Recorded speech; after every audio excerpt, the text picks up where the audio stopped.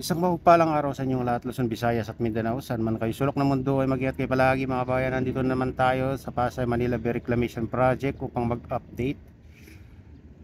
Dito may naabutan tayo na nagtatambak kaso malayo, nasa gitna, mga kabayan. Tara na, silipin natin.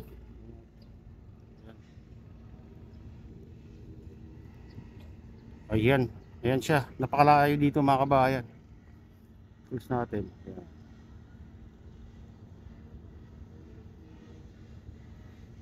Ayan siya mga kabayan. Ayan. Medyo malayo dito. Kaya ganyan ang kalit. Ang dami ng tinatambakan nila ngayon mga kabayan. Kahapon dito lang sa tabi ng seawall ng SM Molobesia.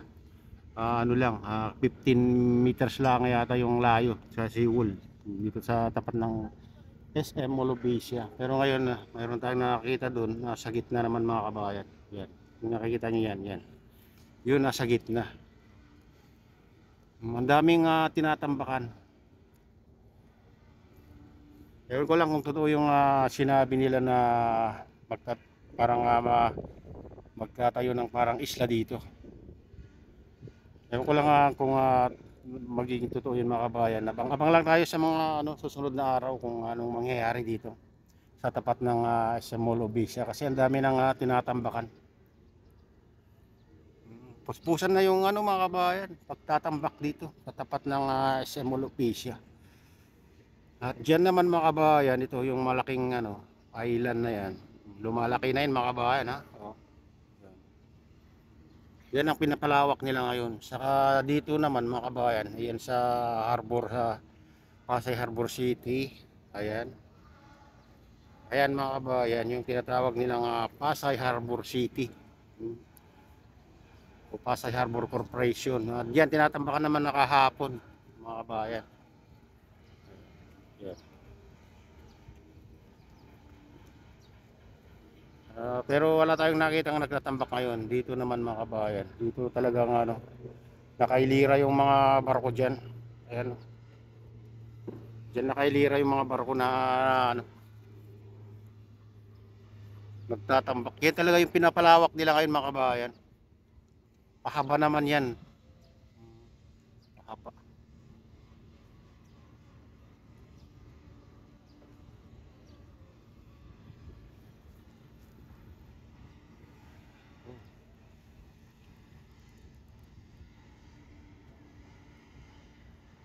Kaya nakalayo mga kabayan yung nagtatambak dito sa tapat ng SM Mall of Asia. Ayan.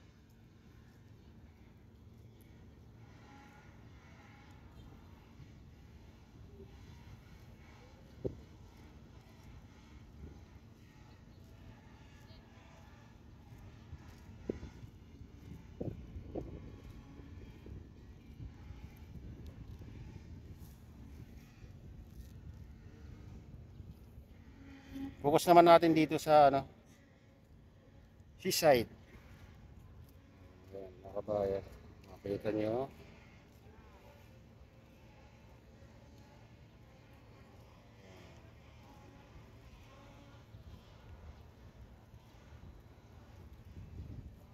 Ayan SM Mall of Asia mga kabayan. Tapat mismo. Ayan. Ito. Ito yung mga rides dito mga kabayan. Pagkagabi.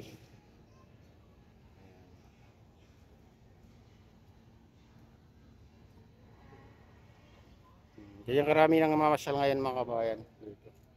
Pag maaga kasi maganda dito mga kabayan, masarap yung simoy ng hangin.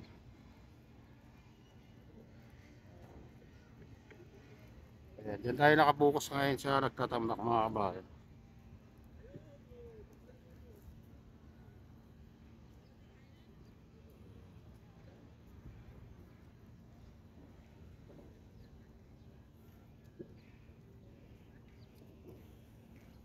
Kahapon dito lang yung nagtatambak mga kabayan dyan sa barko na yan.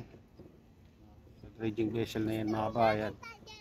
Diyan nagtatambak yung barko na kahapon.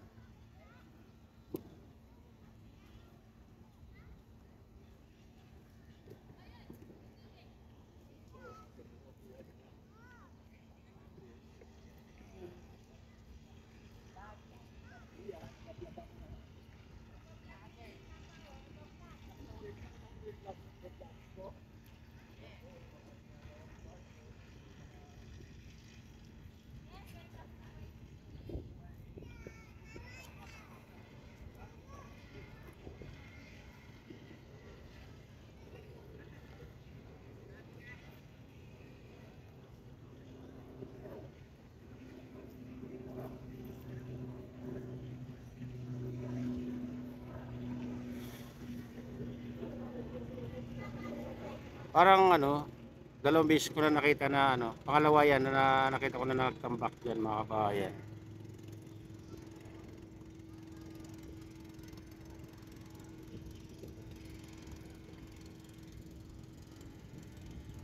Ito naman na dredge, especially ito mga kabayan, ewan ko lang kung doon binubuhos yung ano.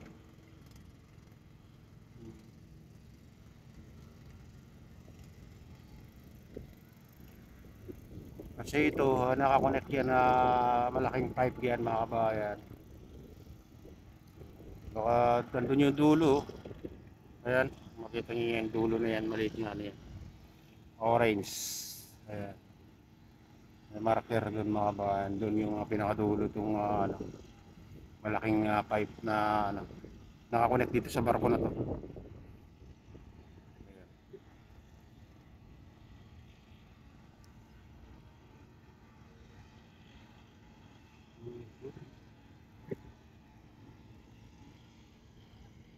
Dito muna tayo mga kabayan.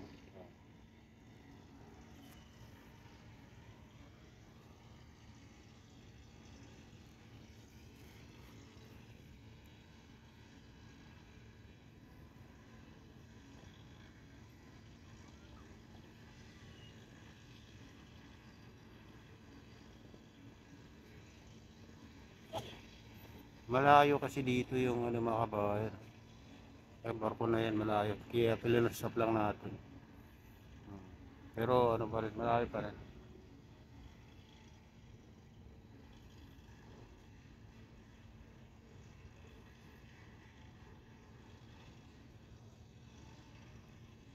Saka ano na, pag naka-zoom na itong ano natin, medyo gumagalaw na yung video mga kabayan.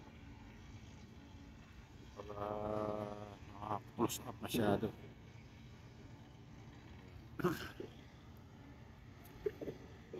Yan, dito naman mga kabayan, nag-umpisa na rin na siyang ano, itong barko na to mag hukay sa ilalim ng dagat.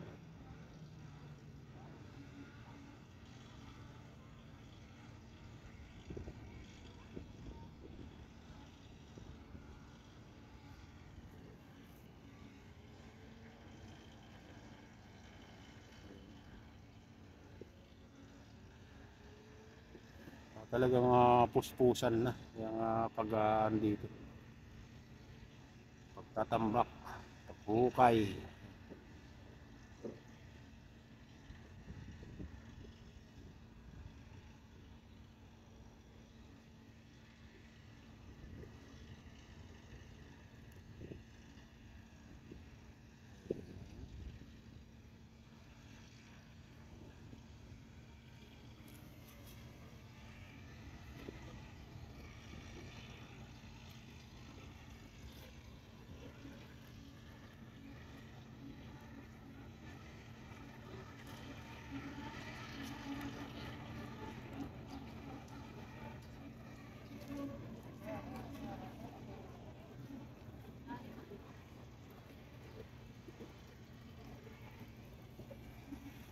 Ayan mga kabayan, ito na yung latest update dito sa Pasay Manila Bay Reclamation Project. At shoutout nga pala kay Karel o Grace Karel. Ayan, shoutout din kay Maman, kay Adol Pablito, kay Mr. Guapito, kay Kuya Iyo, kay Ate Lynn, kay Kuya Rick, sa aking Mrs. Miguel Miguelot, at sa inyong lahat. Shoutout din kay Ma'am Many Crafty Lady at kay Ma'am Princess Priya, kay Hinatlan Mix Vlog. Ayan, shout out din kay Ma'am Jeneline Mercado, kay Ma'am Mary Ros Molina at kay Ma'am Ropi Ros. Kay Camilo Glimet. Ayan, kay Sir Balayala, kay Maki TV. Shout out sa iyo mga idol. Ayan. At sa walang sawang sumusuporta sa aking YouTube channel. Sa lahat ng OFW, mga migrant sa ibang bansa. Mega loud shout out sa inyong lahat, di man kayo mapangalanan lahat. Mega loud shout out sa inyong lahat mga idol. At pagpalain na ng Diyos, ingat kayo palagi. God bless, salutay.